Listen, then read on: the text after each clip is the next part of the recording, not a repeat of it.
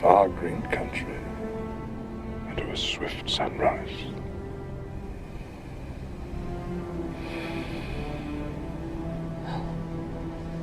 Das isn't so bad. No. No, it isn't. More about that in a moment.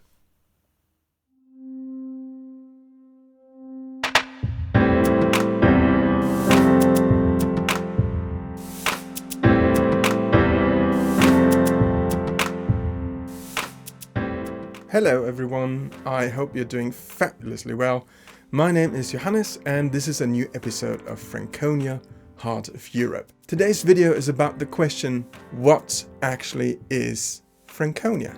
Well, Franconia is a part of Germany, and there's one thing that I have to speak about before I go on, and I think that Nick Alfieri, aka Nelf, explains that pretty well in one of his videos. He's an American, has been living in Schwäbisch Hall, a Franconian town in the state of Baden-Württemberg for the last 4 years, and this is what he has to say about Germany. Before I came to Germany, I thought, all right, Germany is, Germany. It's all the same, whatever. And over the course of these last few years, I have learned that Germany is so different everywhere. I think it's a pretty unique country in that sense because there are just wildly different cultures in the north, in the south, in the east, in the west. It's a bunch of different little kingdoms that have come together. And to me, personally, if I was drawing the maps of countries, the Germany that is today, I would not draw this as one country. So that's something you should really keep in mind about Germany. It also makes it very difficult to say that something is typical German.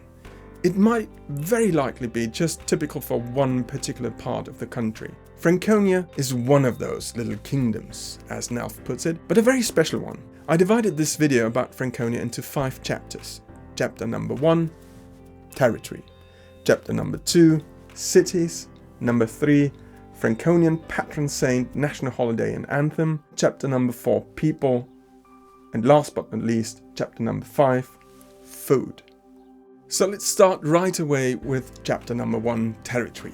I picked the title of Franconia, Heart of Europe for my channel for a very particular reason, because that's pretty much what Franconia is. If you look at this map of Europe, Franconia is literally right there in the center of it, or at least in the center of the EU. So much so that the geographical center of the EU was and is in Franconia. Up until January 31st in 2020, it had been in Westerngrund in the district of Aschaffenburg. Ever since, it's been in the village of Gardheim in the district of Würzburg. Since that transition happened during carnival season, the Gardheimers celebrated it in the proper costumes. Franconia is in the southeast of Germany, bordering only the Czech Republic as a foreign country. It is not a corporate territory, meaning Franconians do not have their own state, but it is spread over 4 different states in Germany. Over Bavaria, the Franconian territory in Bavaria is marked in blue on this map, over Baden-Württemberg, where the Franconian part is marked in yellow, and over Hessen and Thuringia. The Franconian territories there are marked in whatever those colors might be called. But if Franconia is not a state, if it doesn't have any official borders, how is it defined then? Well, there are 3 distinguishing criteria that define Franconia or Franconians. First criteria, the Main River. Franconia is the area around the Main River and its tributaries. That makes the Main Franconia's most important river. Only the few kilometers where the Main flows through Hessen before it goes into the Rhine do not fall into that category. That short bit is outside of Franconia. Second criteria, the East Frankish or East Franconian dialect. Servus, Matze, alte Hin. Servus. Schau na, wie er da steht.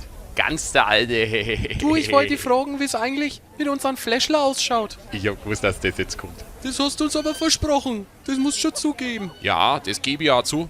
Und wenn ich was verspreche, halt es auch. Das müssen wir auch langsam wissen. Heißt es, dass wir zwar halt noch richtig gehen? Wherever the so-called East Frankish or East Franconian dialect is spoken, that's where Franconia is. Even if the local river does not flow into the Main eventually. That means, for example, that the region around the Altmühl River or the region around the Saxon Saale are also Franconia.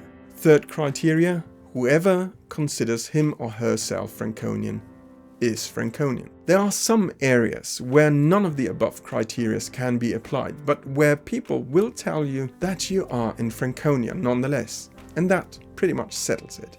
As already stated, by far the largest part of Franconia nowadays is in the state of Bavaria, and that leads some people to wrongly believe that all of Franconia is part of that state, including even many Franconians. There's for example this Franconian a cappella vocal group called VivaVoce, and they are marvelous. You should really go and see them, they're great. If you have the chance, go and see them. They published a song about Franconia in 2020 that starts with these words. Ein kleines Land in Bayern leistet Widerstand zurecht. But it's such a common mistake, they probably didn't think of it. Since Bavaria has such a large chunk of Franconia, whatever happens here has a great influence on the whole region. That's why I have to speak about that a bit more. The Bavarian part of Franconia is divided into 3 governmental districts. The first one is Upper Franconia, in the northeast. The name comes from the fact that it's located around the upper course of the Main River. It is the area with the highest density of breweries in the world. More than 200 independent breweries brew over 1,000 different types of beer. That's cute. So, cheers, or Prost. Then there's Lower Franconia in the northwest, which is named after its location on the lower course of the Main River. It is a beautiful wine region, and typically the wine there comes in these special bottles, the so-called Boxbeutel. Again, Prost, or zum Wohl. And in Middle Franconia, named after the tributaries of the Main in its middle section, well, they drink whatever they can get their hands on really. Middle Franconia has the Franconian Lake District with the largest lakes in the whole region. The typical Franconian landscape are soft green hills with villages in between. But there are also some mountainous areas, especially in the north. The highest mountain in Franconia is the Schneeberg, or Snow Mountain, in the Fichtelgebirge in the northeast. It's only 1,050 meters, but it's the highest that we've got. The lowest place above sea level in Franconia is close to Karl in western Franconia, a small town on the Main River, right at the border to Hessen. There you are only 102 meters above sea level. Franconia does have a flag, which is this one, with a red stripe at the top and a white stripe at the bottom. There's also a Franconian coat of arms, which is this, the so-called Franconian rake. To avoid misinterpretation, the Franconian flag is usually shown with a coat of arms in the middle. That's because a number of other countries have a red and white flag too. For example, Monaco, Indonesia, and the German state of Hessen, just to name a few. As most of Europe, Franconia is deeply rooted in Christian faith and traditions. Varying from area to area, people belong either to the Catholic or the Lutheran Church, and Franconia is pretty much split up between the 2 denominations. And of course, nowadays, free churches, other religions, and atheism play more and more of a role. Okay, now to chapter number 2, cities. Just to name a few Franconian cities, the largest city in Franconia is Nuremberg. And it's also the largest of a number of industrial cities in the region and the industrial center here. About 500,000 people live there. It has an international airport, is a very important train hub, and has a huge fair center. The second largest city is Würzburg. If Franconia was a corporate territory, its capital would have to be Würzburg for a large number of historical reasons. To name a few other cities, Bamberg for example, where the whole old town is part of the list of World Cultural Heritage Sites, or Ansbach, which, like so many other Franconian cities, has a beautiful Baroque palace and a wonderful old town. Rodenburg ob den Tauber, very well known for its medieval town centre. And Coburg, that might be interesting for all the British who watch this, because this is where your royal family actually comes from. Prince Albert, the husband of Queen Victoria, grew up in Coburg and was a prince of House Saxe-Coburg-Gotha. He was a Franconian, you didn't know that, did you?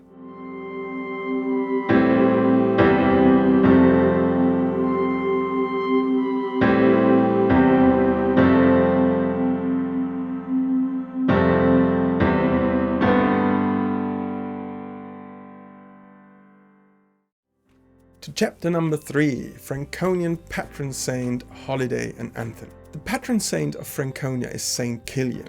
He was an Irish missionary bishop who came to the area around Würzburg together with his two friends Colonnet and Totman. St. Kilian's feast day is the 8th of July, which in my opinion should be the national holiday of Franconia. But it's actually only celebrated in Würzburg.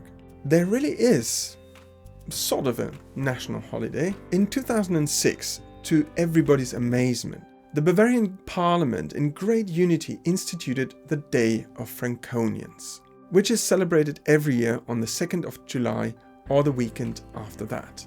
It commemorates the founding of the Franconian Imperial Circle within the Holy Roman Empire on the 2nd of July 1500.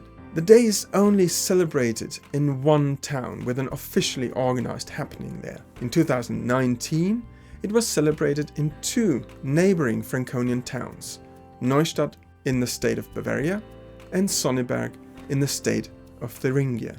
Franconians even have their own anthem, the so-called Frankenlied. It was never meant to be a Franconian anthem and is much rather a song for hiking.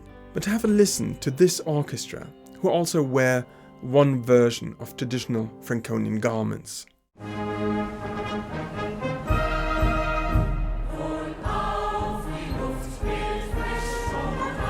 Moving on to chapter number 4.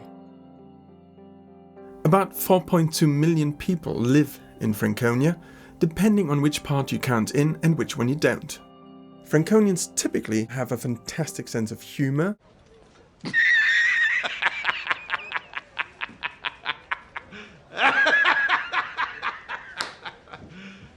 You serious? We also have an award for people from all walks of life who show that particular contradictory and humorous spirit, the Frankenwürfel, or Franconia Cube.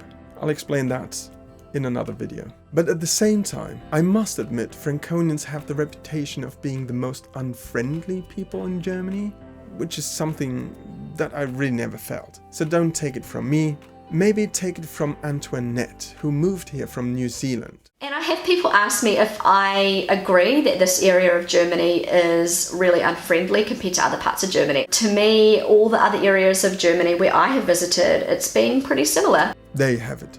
Franconians are simply very relaxed people, usually don't get too overexcited about things and so on. Nothing sums that up as much as the phrase passt schon.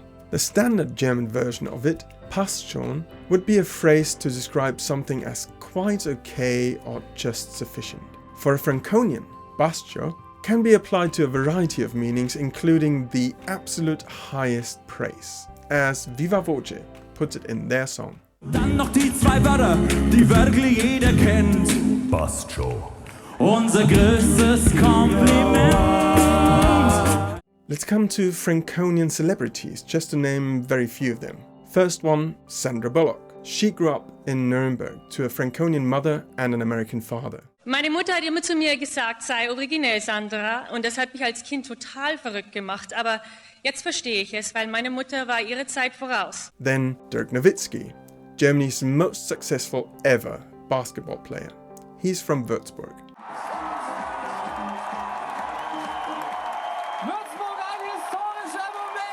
Also Albrecht Dürer, the great German Renaissance painter who was actually half Hungarian, half Franconian.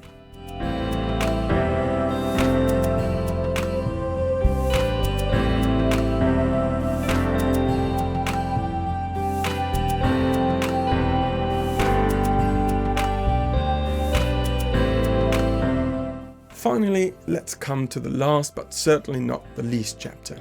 Food. Number 5. I already spoke about the drinks earlier, so that's covered. Now to the food. Typical dishes are bratwurst, Franconia's sacred food. Depending on the part of Franconia you're in, they come in very different forms, sizes and tastes, but I love them all. Whether it's the long, thin bratwurst from the area around Hof, the small, short ones from Nuremberg, the ones from Coburg, which have to be roasted over pine cones, or the Gnickte from Würzburg. The bratwurst is a sacred food in Franconia, and that's why many butchers enter into a bratwurst competition each year. At the end, the best of them is crowned Bratwurst King. And then there are the potato dumplings, or klöße, very typical for Franconia. Potato dumpling. Potato dumpling. You must cooking potatoes, and then you ripe the potatoes, and you roll potatoes on the hand or under the Achselhöhle. Schäufele, pig shoulder meat, including the bone, and in Franconia doused with beer. It's a big shoulder. Wenn es der große Schäufele bist, a big shoulder. Carp. I know some of you might wonder how a mudfish like that can be a speciality. It's a fish. It's a very fine fish. It's a fish who is swimming in the Trübtümpel. But the trick is to take them out of their muddy pond, keep them in clean water for a while, and then cook them. It's delicious. Just to name a few things that you can typically eat here. Believe me, there's a lot more. So that was it for today. You'll find all the links to the other videos in the description, and of course links to more information about Franconia. So thanks for watching, please subscribe to the channel and spread the news. See you next time, bye bye, ade.